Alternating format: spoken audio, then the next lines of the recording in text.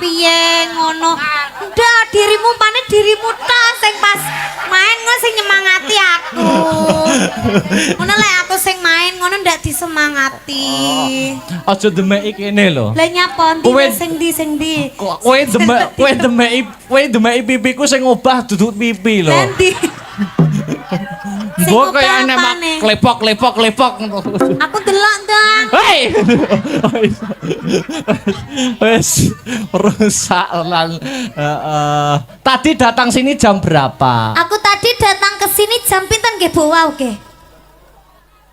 Oh jam maghrib engko wau, maghrib. Napa?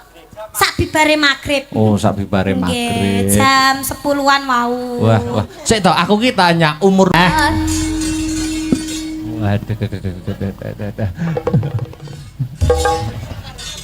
Selamat malam. Wilujeng dalu, Dik Nike. Selamat malam, sugeng dalu, good night, Ayang Akbar. Yang paling ganteng sendiri. Oke, gantengnya nek sendiri. Nek karo kancane ora. Sowan nang Wonorejo, Dik, dusun Wonorejo. Iya, benar. Di Kecamatan Kepong, Desa Kampung Baru no lho. Lah ya dusune Wonorejo. Oh, dusun Wonorejo, Desa Kampung Baru, Kecamatan Kepong, Kabupaten Kediri. Ya. Iya, terima kasih banyak. Ini acaranya kalau boleh tahu? Bersih dusun. Bersih desa, bersih dusun. Ya. Didoakan dulu buat semua dusun Wonorejo, khususnya warga Kediri dan sekitarnya. Terima kasih banyak karena sudah mau hadir di malam hari ini. Tumplek-blek sekali nih Mas penontonnya. Nggih ta, Dik? Iya, sampai teko mburi kono jajal sampean malik. Lah ya akeh. Ora ketok malikmu ngono, ketok bokongku malian.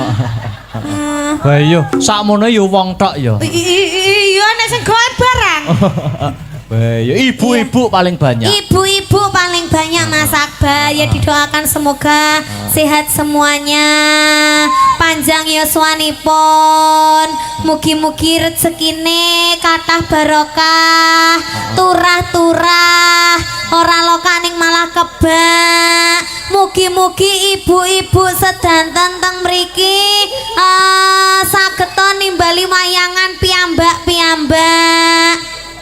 Loh, Mas, niki teng desa sini itu di mana ini? Di Kepong.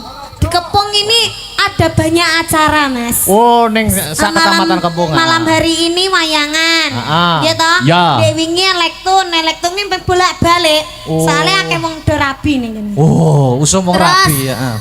Besok di tanggal 5 ada juga jaranan Mayangkara. Bintang tamunya ini kan Salindri Mas, tenan nih. Oh. Bisa ditawake ya Bu ya. Ya Bu ya. Delok ya Bu ya. Rumahmu dari sini jaraknya jauh atau dekat? Wah, dekat sekali. Hanya 1,5 jam. Ya adoh kuwi. Yo cedak kuwi Mas. Soalnya tak lakoni dengan ikhlas dan hati yang tulus, iku mesti cedak. Oh. Ngono lho sayang. Ya sayang, kabarnya gimana sayang?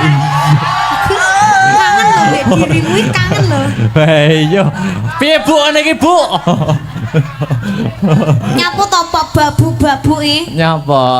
Piye wah aku ngene iki mati gaya aku ngene iki. Enggak, mane Mas Akbar lek kadung jejer aku sing disang duduk raiku ae. Susune. Hei. Masalah iya. Iya.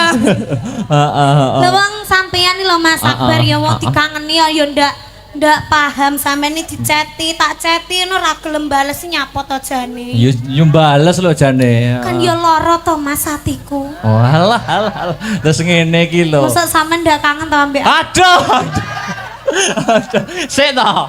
Kayak iki niken ki VC aku. Lah wong aku pas latihan kayak pas latihan nyapa jane. Ya mbok aja diomongne ngono iki aku kan malu to malian. Terus VC terus mari ngono ditolak kan malu to aku ngono kuwi malen. Kayak rumangsane aku cewek murahan terus VC ditolak ngono kae kan. Emang gue cewek apaan? luar biasa iki lho. Matur nuwun karo Pak Kamit Pak Kasun, Pak Kasun. Iya, terima kasih banyak buat Pak Kasun, Ibu Kasun, Bapak RT, Bapak Lurah, Ketua semuanya panitia.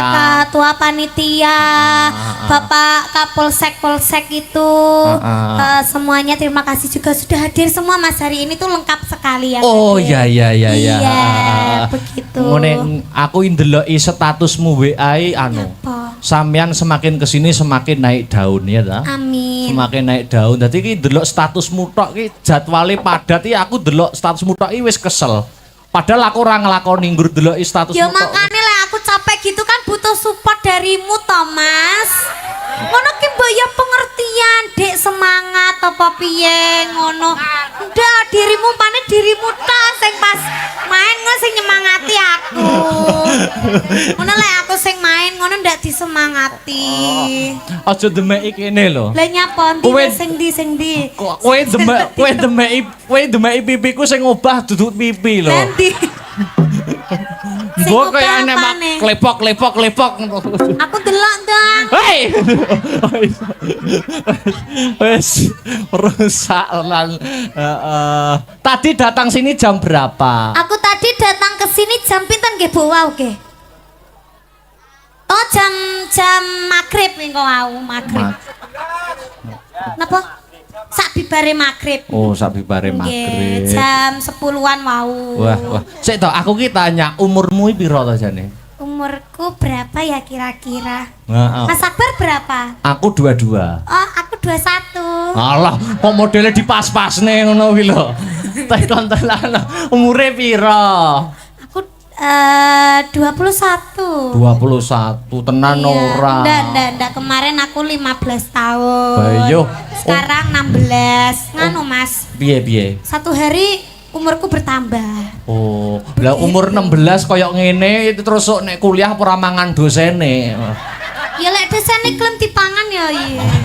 Sadurunge mangan dosen mangan aku sik. Wah, apa to Mas Akbar ki apa to? Gemes aku.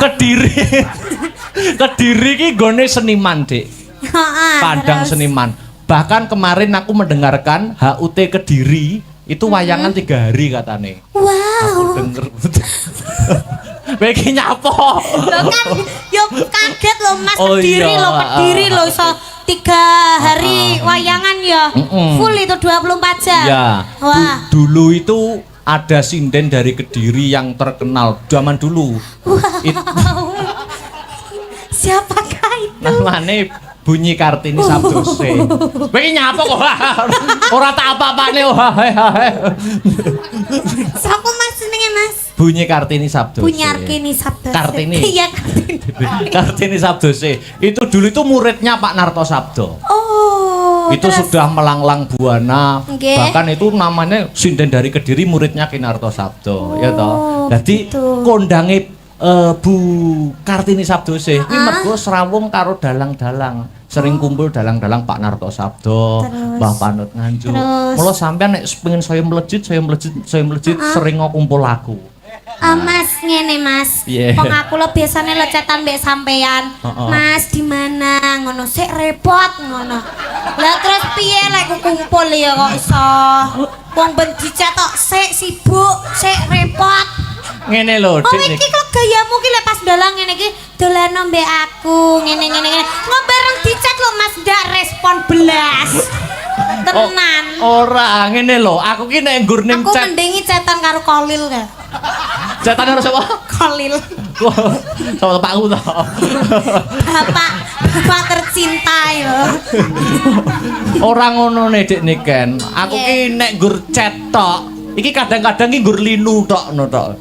Dadi ki Lah chatku ki piye kok iso linu kabeh lho. ora maksudnya ki nek nggur kakean rencana kakean anu iki kadang-kadang tidak terrealisasi ngono lho. Malah kadang-kadang sing dadak ngono kuwi malah iso dolan-dolan ayo butuh dolan ngono. Mau didadak aku nek sering ning Solo no.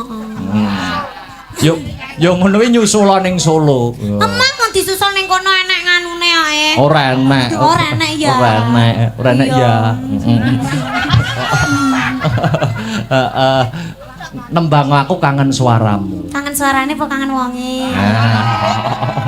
Ya sekabehane ya to. Lek kabeh ora disangoni. Alah, ya kan sangu ora kudu duit. Aku lho ndek iki ulang tahun lho Mas Ramo kado piye to Mas Sugeng? Lah aku ning wingi bar lulus kok ya ora mbok kado, bar lulus kuliah. Tak kado buket no Buket apa bareng tak buka? Loh, buket sempak kemamel sing napani kenapa kali lah ya Sik to wingko salah kirim wingko. Ora Mas. Wah, buket kok tak buka isine sotek no. Yang ada sayapnya.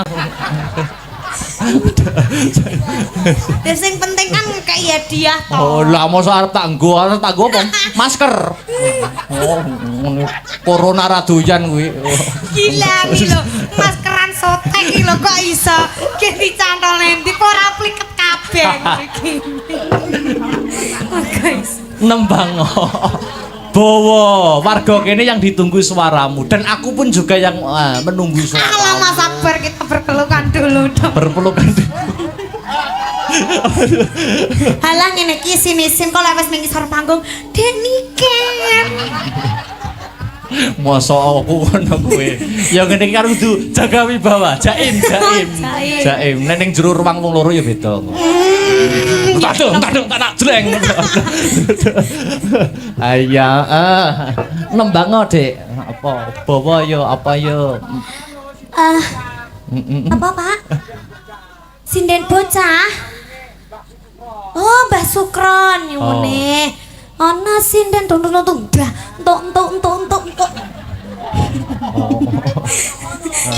Palaran Mas. Oh, palaran. Siap. Pelak. Ana sinden isabang. Ngapunten Pak nika digantos bawa nemen mawon nggih. Lho. Apa enek bawane nemen iki? Hah? Nemene apa nek bawane? Rol itu bawa. Oh iya. Seperti itu. Oh.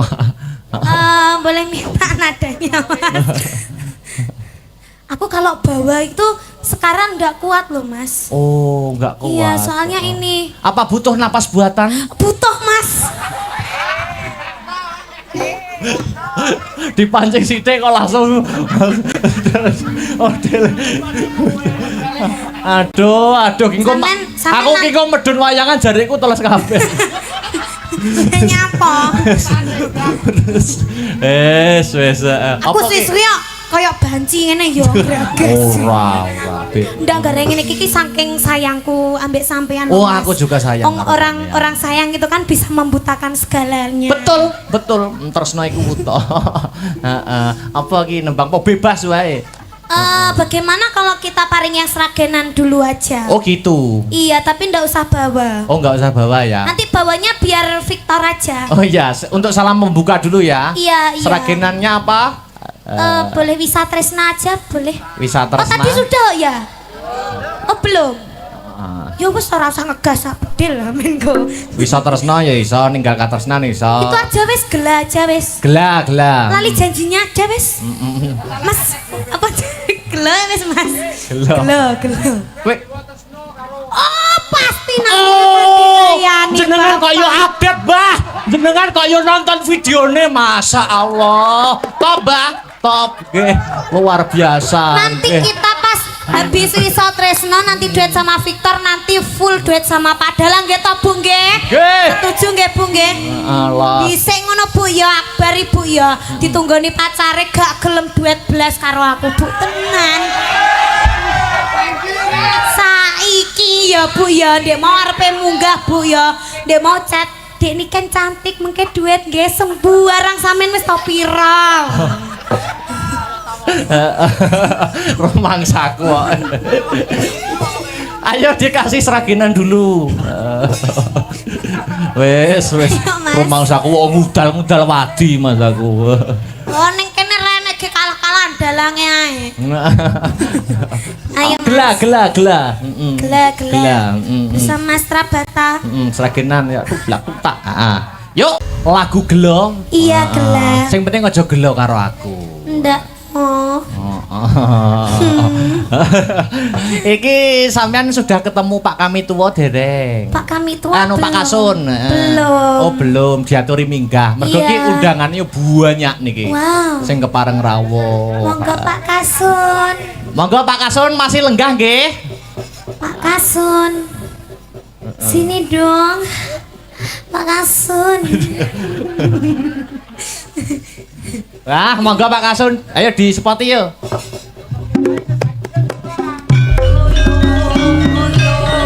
Oyo, oyo, Jawa.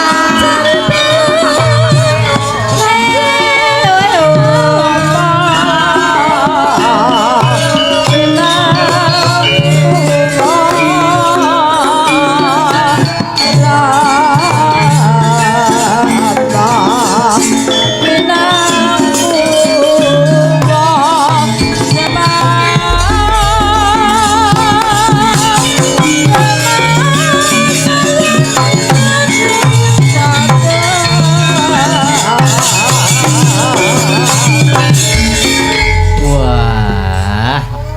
Ini namanya Mas Kasun, bukan Pak Kasun. Kowe kelakon Kasune turu jobong kok. Oh, Pak Kasun ini tadi Ibu Kasunnya di mana? Suruh tidur aja deh, Pak. Hei. Mboten Pak niki namung gojek nggih, Pak nggih. Nggih. Nggih. Anu Pak, dalu, Pak. komentar sepatah dua patah Ya, kata. monggo.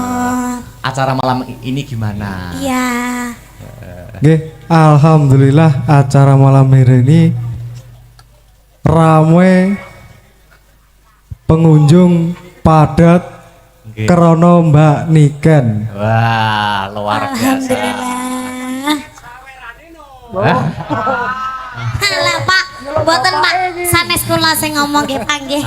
Niku kanca kula. Oh kancane niki. Nggih, bola niken Salindri. Sing rawuh sinten mawon Pak undangane niki? Nggih, Sing taksih lenggah.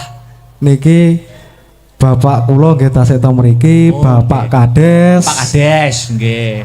Bapak dan Ramil, Bapak Kapolsek nggih wonten. Wah. Mboten rugi Pak nggih wayangan nggih. Mboten rugi. Alhamdulillah niki wau nggih Pak Camat rawuh. Oke. Cuma sampun kondur rumiyin. Oh, Pak Camat nggih. Nggih.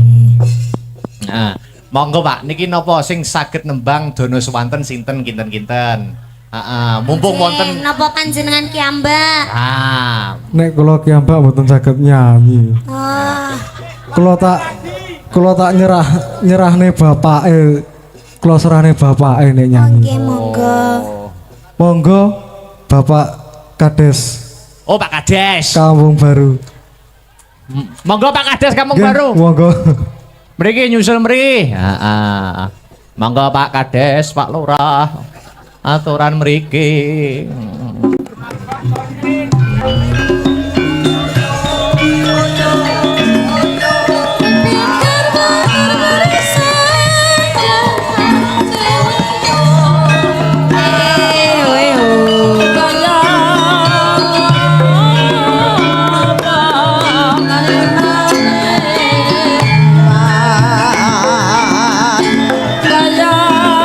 Tuk tuk tuk.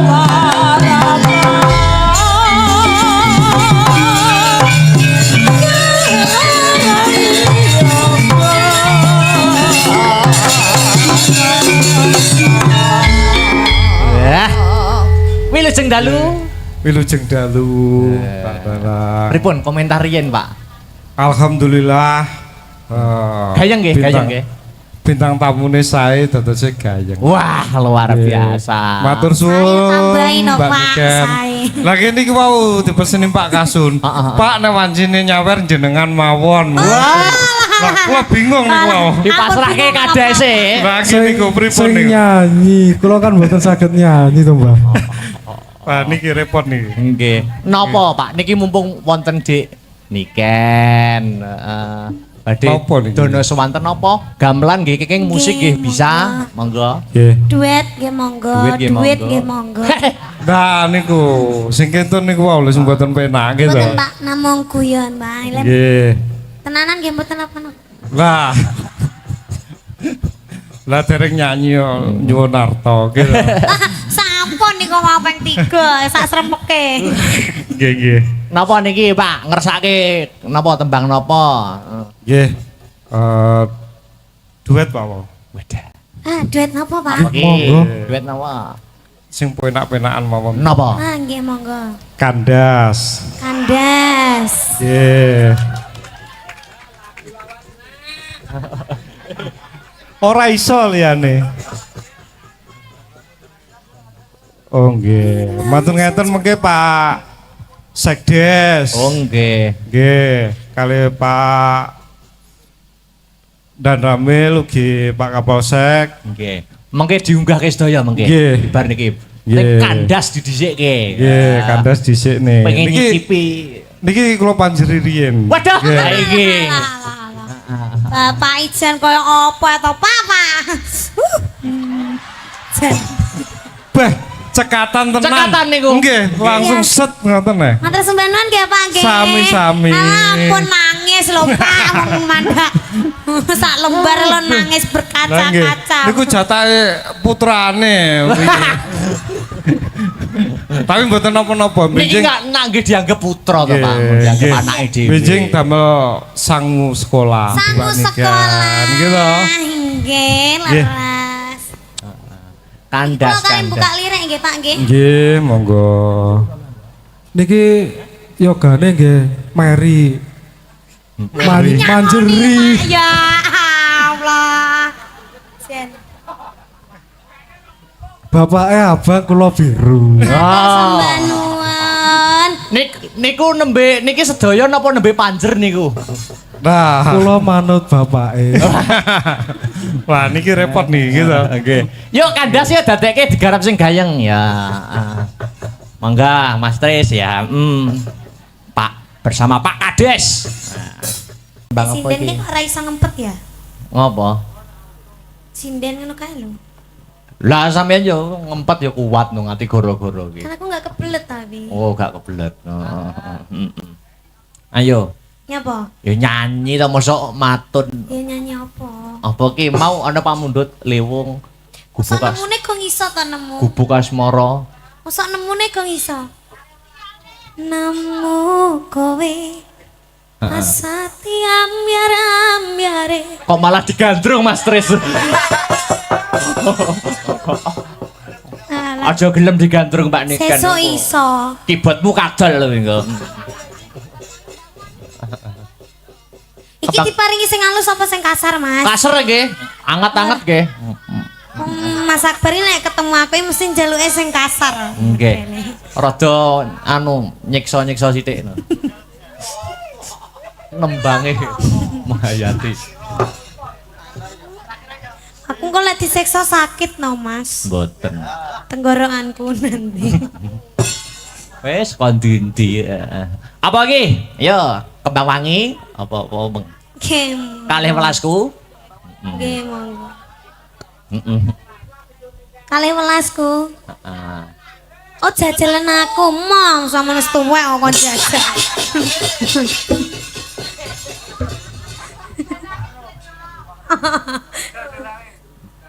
Jangan nodai keperjakaanku.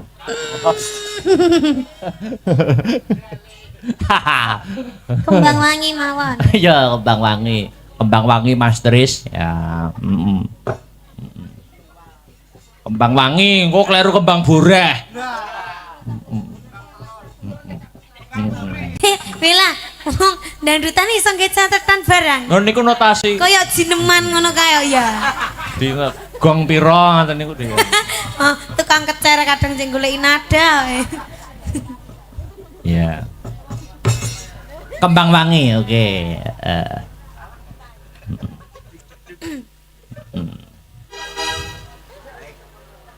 Dulu Dek Niken, Jangan Aku- duduk dulu. kepengen nanu. Jangan duduk. Sinden semua, dulu. sinden semua jumeneng. Ya. Sinden semua Wah. jumeneng. Jumeneng ke depan. Nah, jumeneng kabeh. Dek Niken depan dhewe mandu jogete. Depan dhewe kok pengen junggo apa piye? Ya Mas Teh kayak jarak. Berarti Dek Niken sing mandu gerak. Nggo ikuti gerak Dek Niken. Gak mau. Pargoi. Lagune apa, Mas? Labuke kok gak ngatek kok. Ngawut. Masa kae buke lingkuh tapi wis ana sing ngatek. kasepuan niku. Kasepuan. Ben. Niku jaman 6 nggih jumeneng bubar sinem niku. Ning gandeng sampun sepuh. Ngono, Cek. Apa ki lagune? Apa ngongkon aku iki? Yo ning kono. Ayo to. Apa lagune?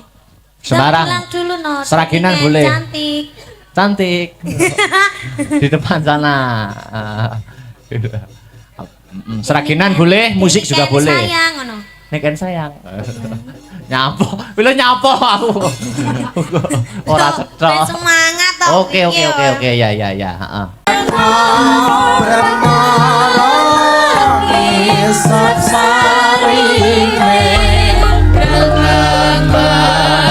Sikumbangiku antuk sejatine madu sirake ralasu mitare akarapan waju iberi lumayan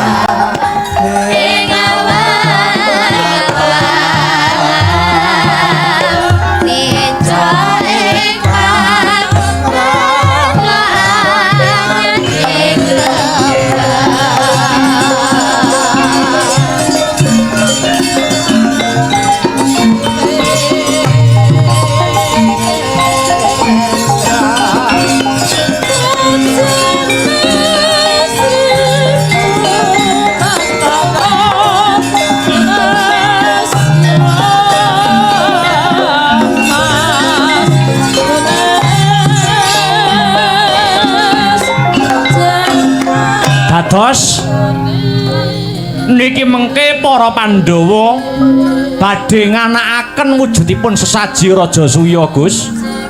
Iya Kakang Semar. Kabar wis sumebar pawarta swarata yen to para Pandhawa bakal ngadani upacara syukur kunjuk marang purbaning Gusti kang kawekas. Dene syarate kang cacah ana 3 wis dikawuningani dening para Pandhawa. Dina sak mengko Harjuna Kakang Mas Werkudara dalasan Kaka Prabu ing Dwarawati tinang gendah ngupadi syarat angka 3 ya kuwi tumbal Ratu Angkara Murka. Mula dina sak mengko Panakawan ayo ndak kanthi tumujuaning Praja Magoda kanggo srana hanjanggepi syarat sarana lumadining sesaji Raja Suya iki Kakang. Semangga kula dherekaken, Gus.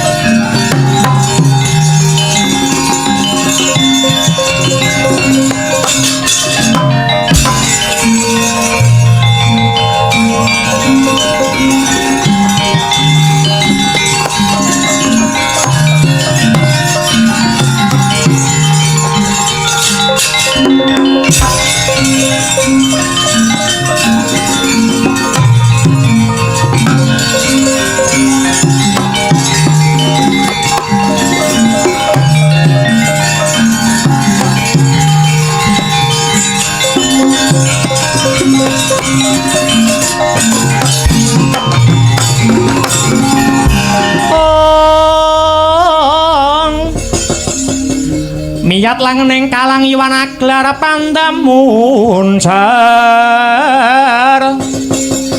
ong tinon ler kekonang surem sorote tan padang kasor lan pajaring purname gegono dasare mangsa katiga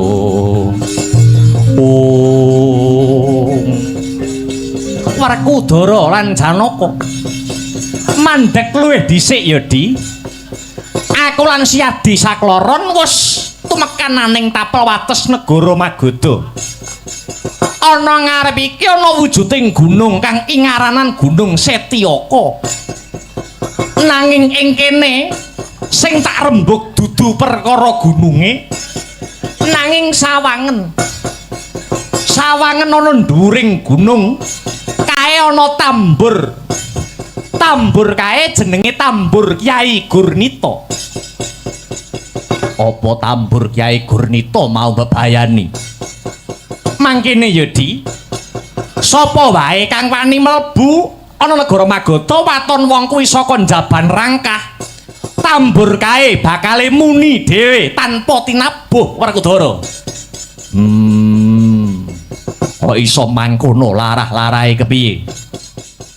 Mbiyen negara kene ratune jejuluk Prabu Bryudrata. Prabu Bryudrata kagungan garwa loro kang sesilih Retnadi lan Retnadati. 10 taun anggone omah-omah nanging durung pinaringan putra. Bingung bilung-lungan penggalihe Prabu Bryudrata wekasan mentar saka Praja Magoda. Saperlu teteki Brata mapan ana madyaning alas. Saka wanter nggenya Semedi tumedhak dewa saka kayangan Sidik pangudal-udal pukulun Bathara Narada. Maringi wujuding woh-wohan saka kahyangan kang denarani pelem pertangga jiwa. Karepe para Jawata pelem mau kena kinarya sarana garwane Prabu Bryudrata bisa anggarbini. Saka bombonge Prabu Bryudrata awit wis pinaringan pituduh tanpa pamit berabat bali ana negarane Magoda. Sakwise tekan negara Magoda, Prabu Bryudrata wis dinteni kelawan garwane sakloron.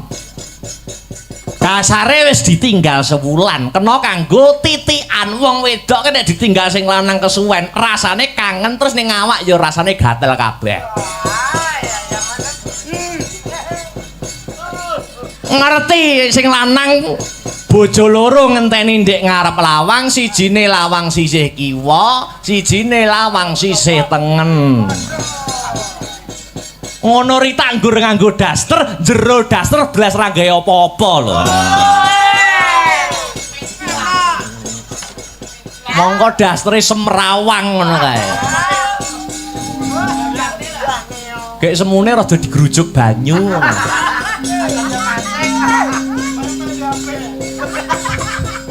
Wekasan pelemper tangga jiwa diparingke kelawan garwane ya kuwi Retnadi karo Retnadati. Bayangno peleme nggur siji dienggo royokan bojo loro iki. Satemah pelem disigar brak dadi loro, siji diwenehke mbok wek, siji diwenehke mbok nom. Bar mangan pelem langsung nggarbini ya kuwi 9 wulan 10 dina. Mekaten Kakang Prabu ya bojo loro meteng bareng 9 wulan 10 dina sak banjure bayu mau lair saka garwa kekarone. Nanging wujute separo-separo ora sak lumrahe manungsa. Rumangsa lingsem utawa isin rasane Prabu Bryudrata.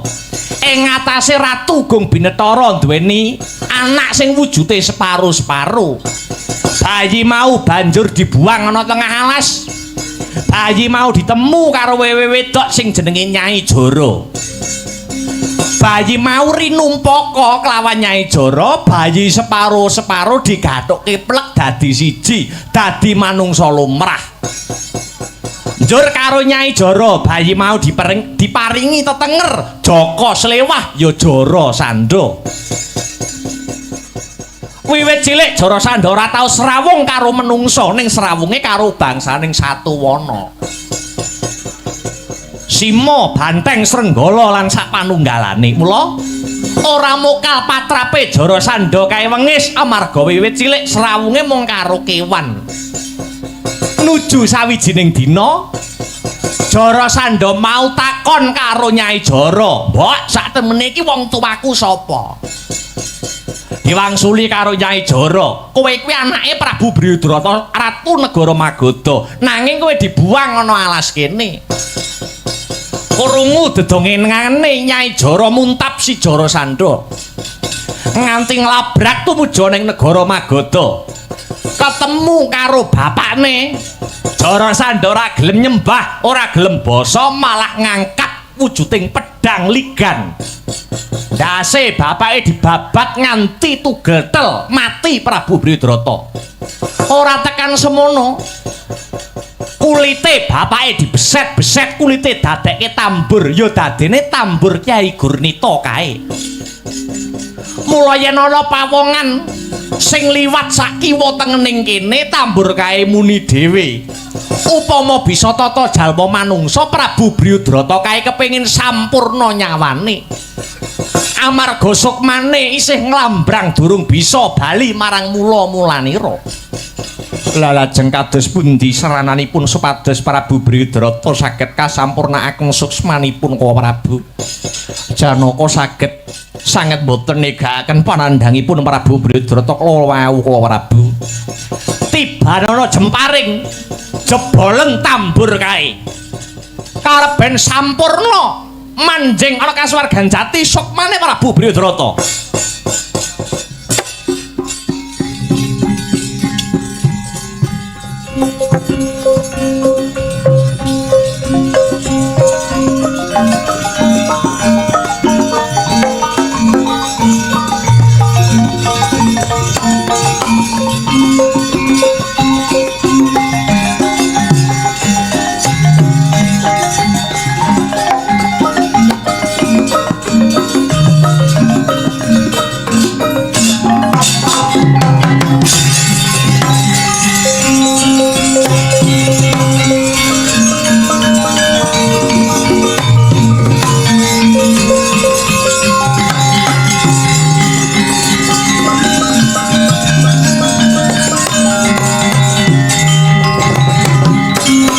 Prabu Kresna, Raden Bima, Raden Janaka, banget panuwun kula.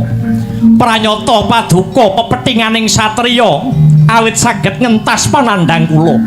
Babagan katentremaning bawana kula titip anak kula pun Joro Sando dumateng Prabu Kresna. Sumangga anggenipun badhe murba kang sarta masesa Sang Prabu.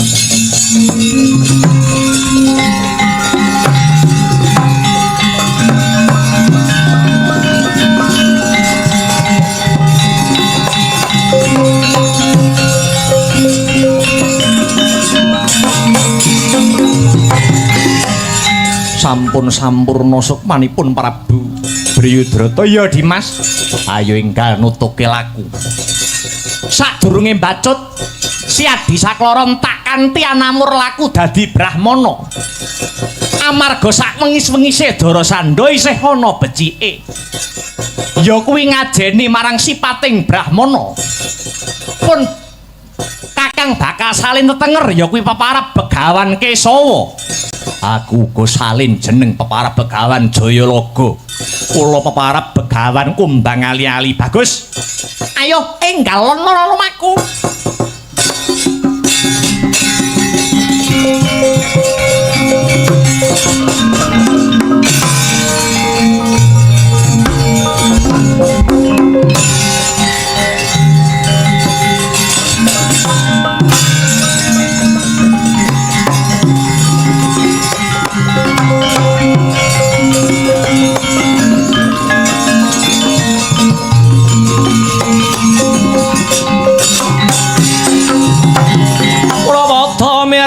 ingsun. Prihatin pas paku mijil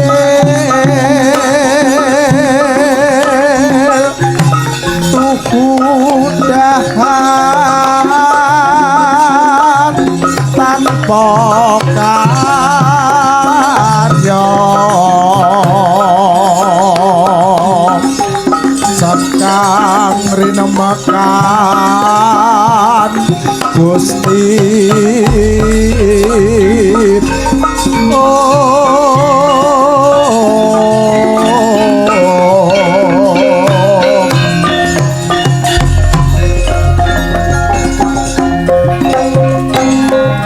Leweran keringetmu, krenggosan napasmu togok mlayu-mlayu gawe kaget ana apa?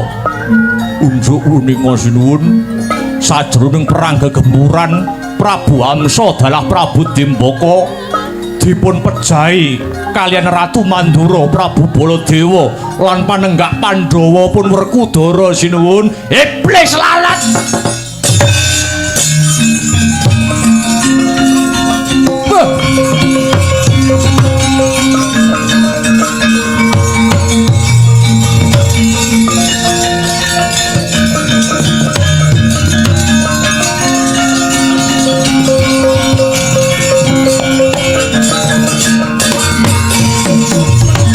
Malane ngelak leketeking jagat gelag-gelang pumaswaning jajelar sukertaning bawana. Kekuatan satria tanah Jawa sinangga gampang. Kamangka mau bengi Jara Sandha ngimpi kang kurang prayoga tinemune jebul Hamsa Dimbaka sing tak anggep tangan tengen lan kiwaku wis pepes tok. Kula wonten dawuh goleke juru nujum. Juru nujum sak magata klumpuke sendika.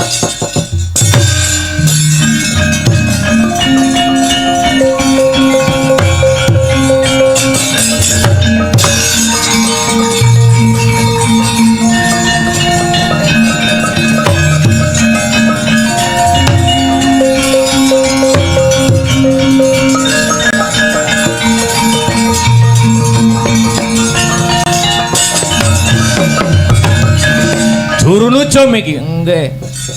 Jenengmu sapa?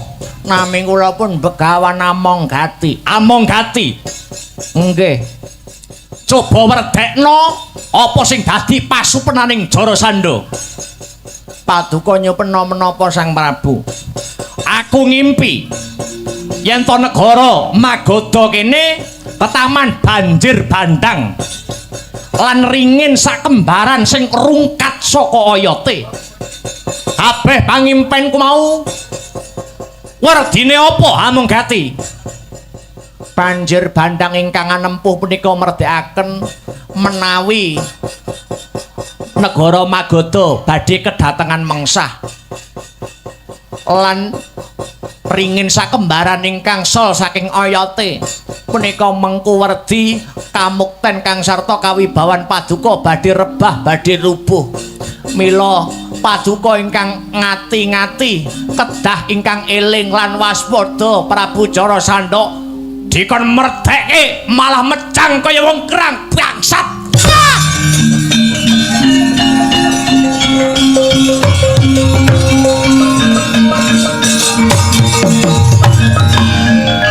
Golek meneh. Nggih.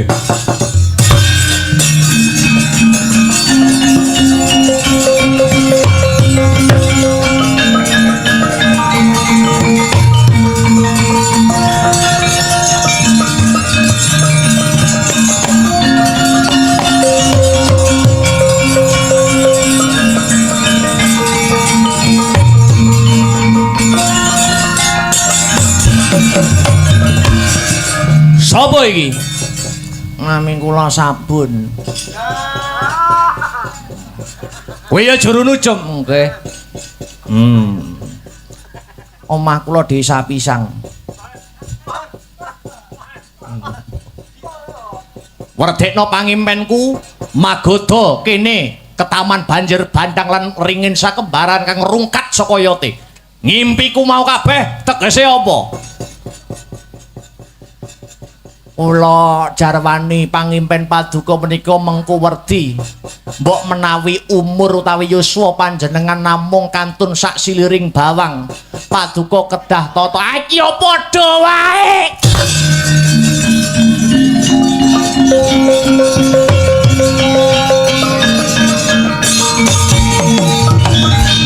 Isih ana ora? Pun telas. Golek neh, ora golek ora biabat gulumu.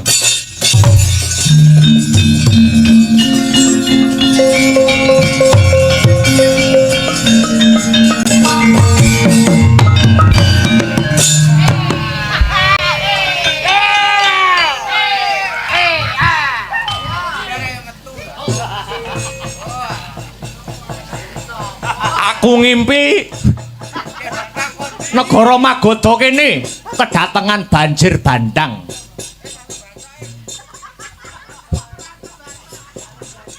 Ringin loro sakembaran rubuh merga kesempyok banjir bandang. Kuwi tegese apa jero nujum? Sego. Lho. Sego piye to iki? Kuwi jane bangsane ngopo? Ngimpiku iki werdine apa?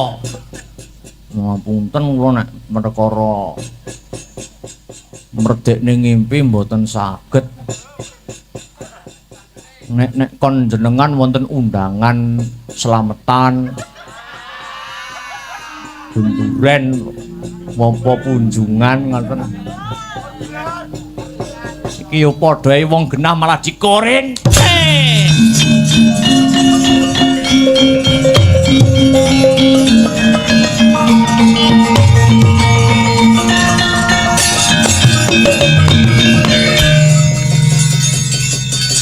Piye? Mbok pendem bathange? Mboten. Ora usah, pakake kirik wae. Golek neh sing pungkasan.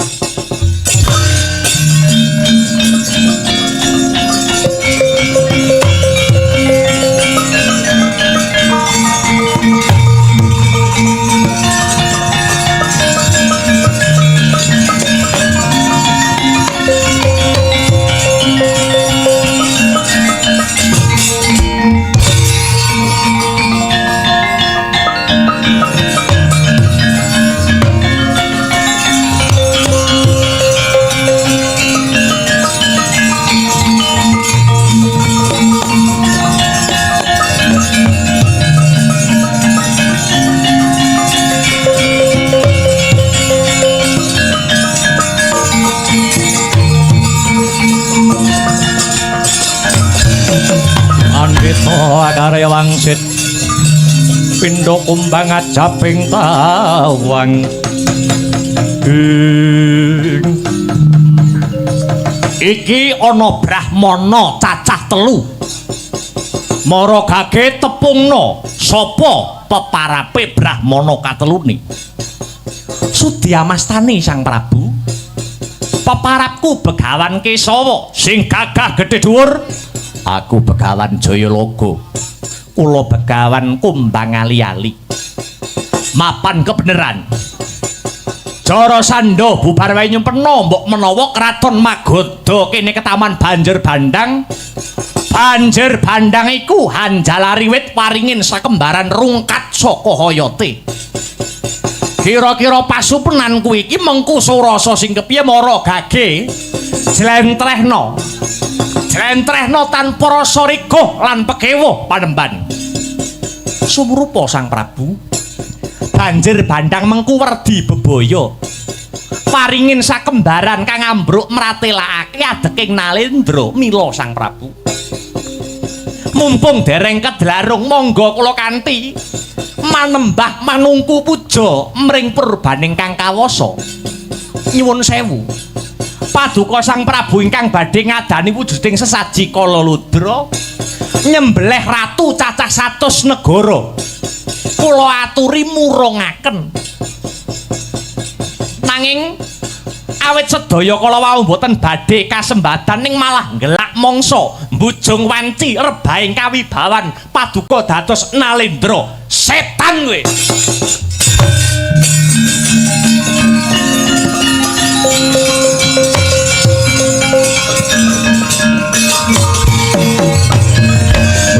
njlentrehke pangimpenku monggo. Ning aja pisan-pisan kuwi nyenggol babakan Kala Ludra. Merga kuwi kapitayanku. Tresmak bathok mata mlorok ora ndedelok. Jebul yen mungu gemi kapitayanmu babar pisan ora nglandhepke kawaskitanmu. Jarasandha. Sejatine aku dudu Brahmana, aku Ratu Ndwarawati Prabu Kresna. Pamonging Pandhawa.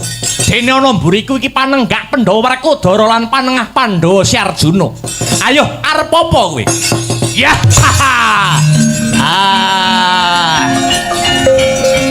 Ikian.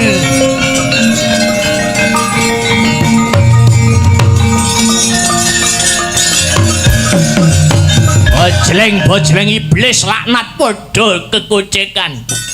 Iwak kecemplung wuwu tange wisaning mlayu. Ayo keroyokan Jarasandha. Ora watak satriya tanah Jawa main keroyokan. Pilihan siji ngantarane wong telu iki. Sing gedhe dur kon ngadepi aku Werkudara. Kowe sing dipilih Yayi. Metu tak blingkat nyawane.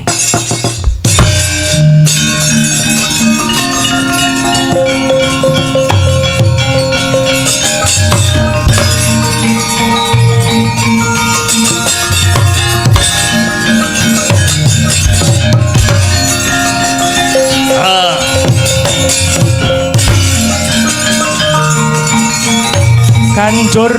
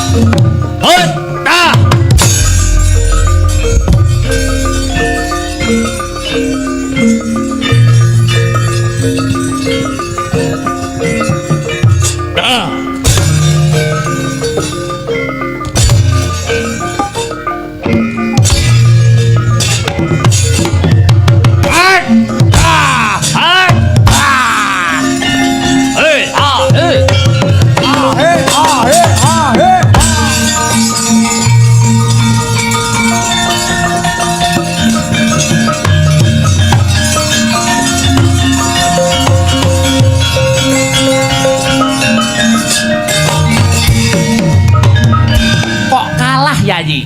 Ora kalah. Loh, lah kok mundur? Leren. Si Adi mesti lali dongengane pun Kakang ana ngarep mau, gitu. Jarasandha linahirake lantaran sigaran pelemper tangga jiwa. Sandangan sing pating gedubel kae kanggo nutupi pengapesane.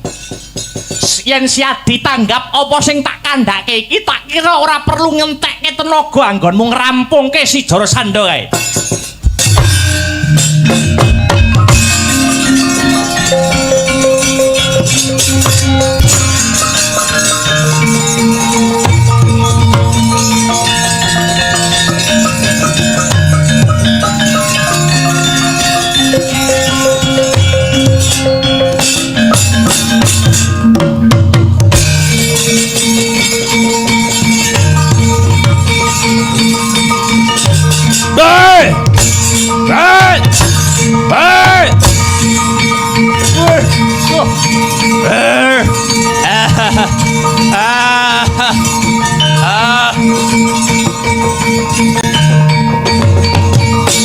Noyah nayuh Baskara Titi Mangsa dupemut pring pengapesaning Sang Jarasandha risang Werkudara ngetok karo san kang pungkasan giya kadengkek bangkeane dadi lan patine sirna Sang Jarasandha.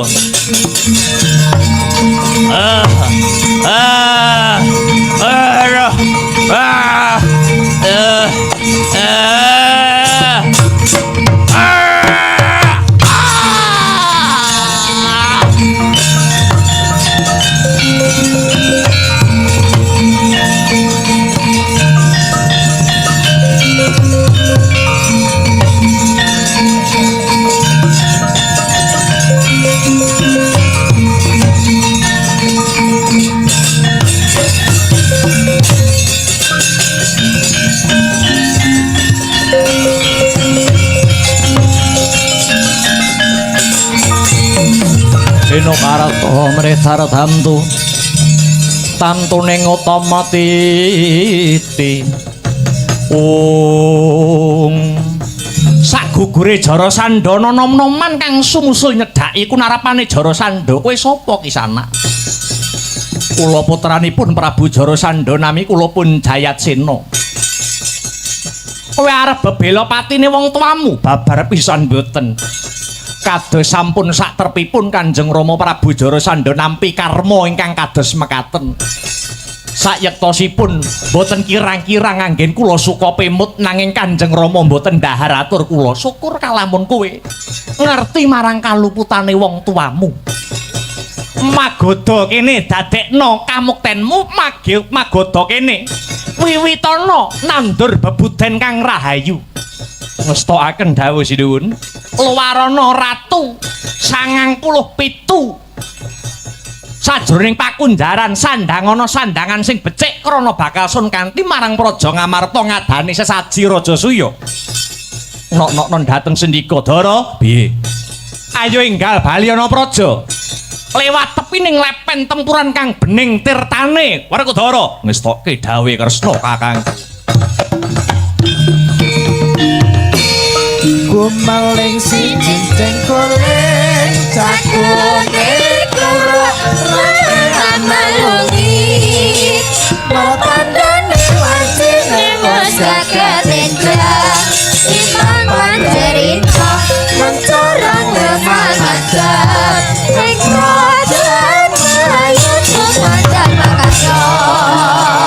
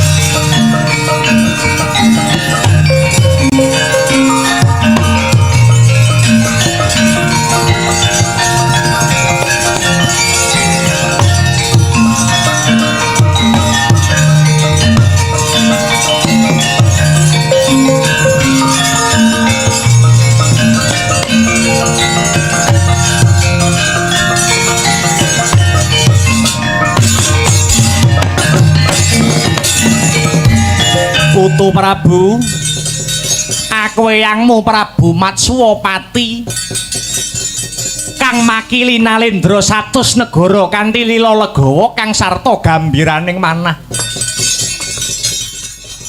Wis nedya nyembadani undangan nanggone para Pandhawa ngadani upacara syukur saji Rajasuya. Poneyang uga mangkono Putu Prabu. Poneyang ing Talkanda makili para Brahmana 7 wis sawega ngidung suci mantra rahayu. Tandha tarima kasih mring purbaning Gusti Kang Maha Nasa. Ayo mara gage enggal diwiwiti adicara sesaji Rajasuya iki, Ngger.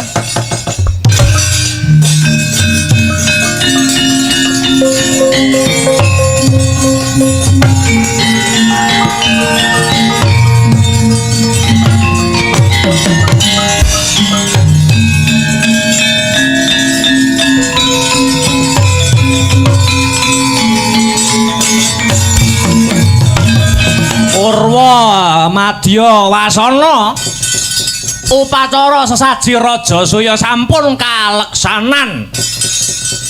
Pramila saking menika dulur Pandhawa dipun sekseni sesarengan nggih. Sampun kasembadan anggenipun ngadani sesaji Rajasuya rak nggih ngoten. Kanthi wontenipun sesaji Rajasuya Prabu Puntadewa pinaringan gelar Ratu Samrat, Prabu Kresna pinaringan gelar Pamong Agung. Geger Jawi.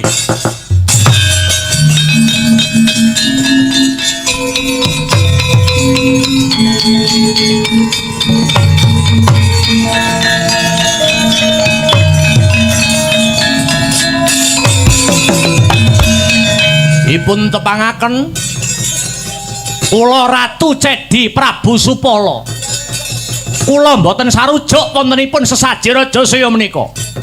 Prabu Puntadewa diparingi gelar Ratu Samrat, Ratu Agung. Sing agung niku napane? Ratu kelemar-kelemar kaya laler apa maneh Prabu Kresna. Dinobatke dadi Pamong Agung. Wah, saya gembelo ndase. Kresna kok Pamong Agung, mantan maling, mantan gento, dikira Supala ora ngerti sejarahe Ratu Ndwarawati. Begal rampok kecu titir kidul Narayana, titir lor malinge ya Narayana. Kaya ngono kok Pamong Agung.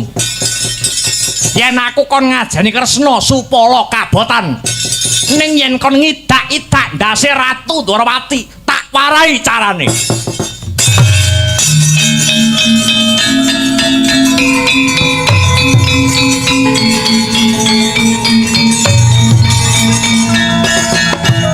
Eleng-eleng Prabu Kresna titise Sang Hyang Wisnu. Ora rengu ning malah gumuyu jroning kalbu. Mireng sumbaring risang Supala. Eseming lati Ratu Ndwarawati mahanane murep ponang Jaja. Ndadak sakala Kyai Cakra Baskara ingkang mubeng seser dasare saklapa gedene. Medal saking telenging Jaja sigara lumayang ngener marang janggane Sang Supala. Amung sagebyaring tatpit Punang Cakra wis mungkasi gesanging Sang Supala. Hatingal tugel tel sirah gumlundung aning jerambah.